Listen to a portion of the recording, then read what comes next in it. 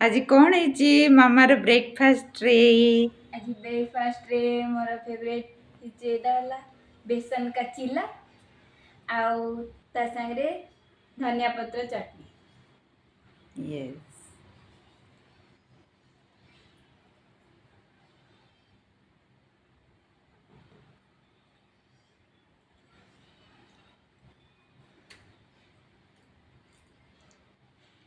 जबरदस्त। तो आसंतु देखिबा तापई कौन कौन दरकार होची। तापई दरकार हमको 2 कप अधा बेसन आउ 2 कप अधा पानी नेबे सेथिरे। प्रथमे आमे सब परिया गुड़ाक काटिकी रेडी करी रखिथिबा।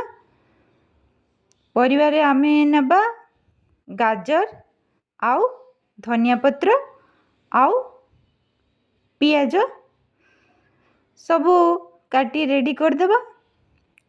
तापरे आमे बेसन रे धीरे धीरे सबू परिवा मिक्स करके गोले देमा।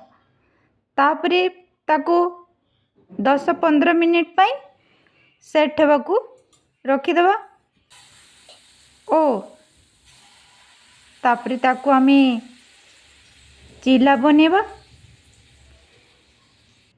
चिलाटा प्रस्तुत होला परे आमे ताकू गरम गरम सर्व करि परिबा चटनी सहित। धनिया पत्र चटनी सांगरे थिले भल लागे। एटा तो मो झियर फेवरेट। तो आपण मानू केमिति लागिला कमेंट्स रे निहाती जणाइबे। Bye bye friends.